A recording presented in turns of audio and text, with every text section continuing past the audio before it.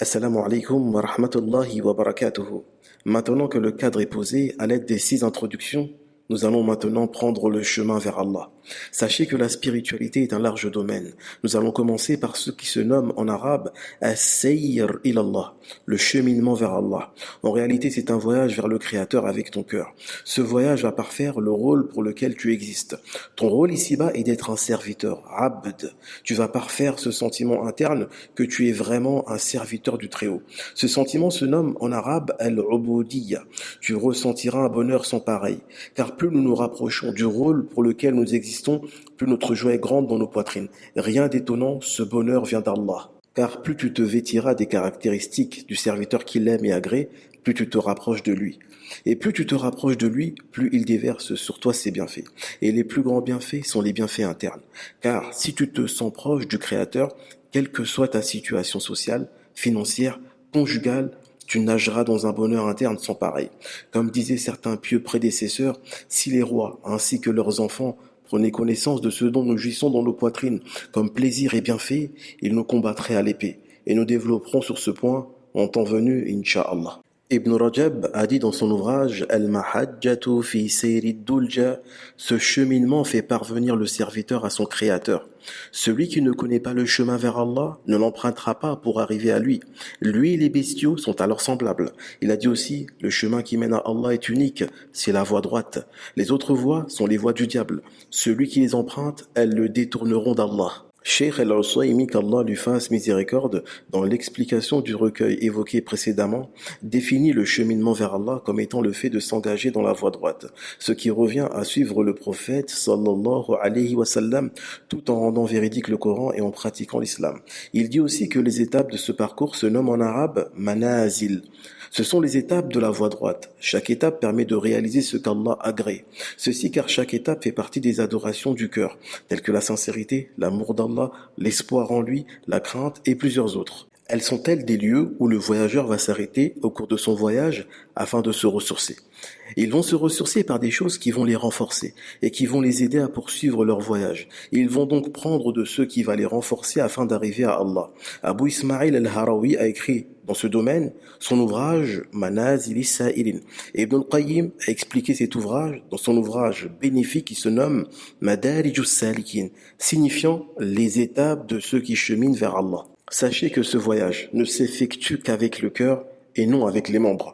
Ibn Rajab a dit dans l'ouvrage évoqué précédemment, sachez que les mérites ne s'obtiennent pas avec beaucoup d'œuvres du corps, mais par le fait qu'elles soient sincères pour Allah et en accord avec la sunna du prophète et par le fait de multiplier les connaissances concernant le cœur et ses œuvres. Celui qui est le plus connaisseur d'Allah, de même que de sa religion, ses rites, et qui est plus craintif, qui l'aime le plus, qui espère le plus en lui, est meilleur que celui qui n'est pas ainsi, même s'il accomplit plus d'œuvres corporelles que lui.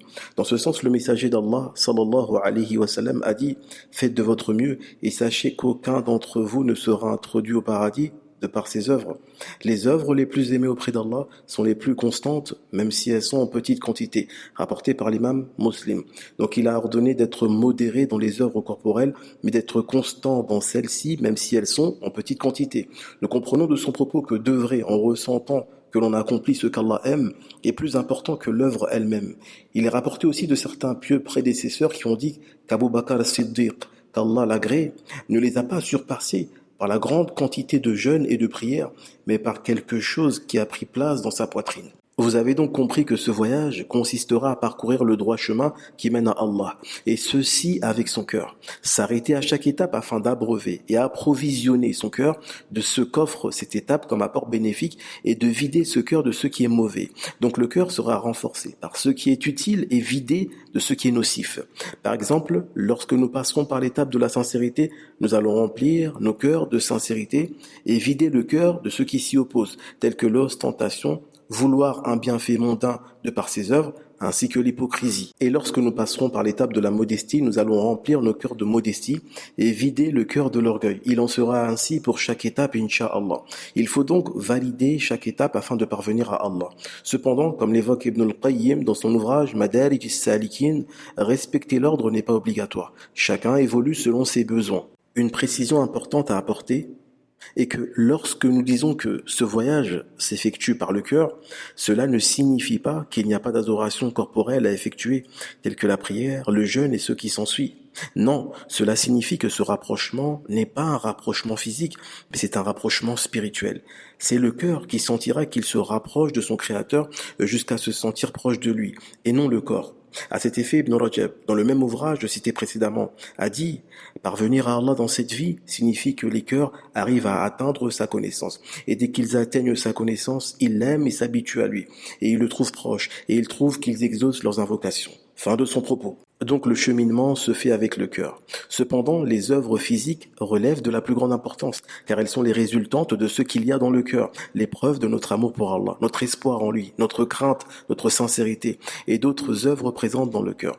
Les œuvres du cœur sont les plus importantes. Celles des membres sont bâties sur celles du cœur. Plus le serviteur remplit son cœur, plus il se sent réellement serviteur et aime son rôle de serviteur et souhaite être aimé par le maître et accomplir ce que le maître aime.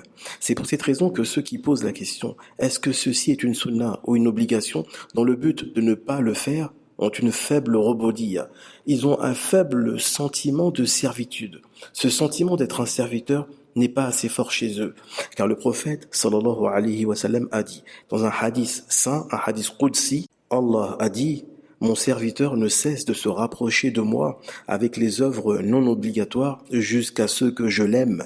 Et si je l'aime, alors je serai lui avec laquelle il entend, le regard avec lequel il voit, la main avec laquelle il saisit, le pied avec lequel il marche.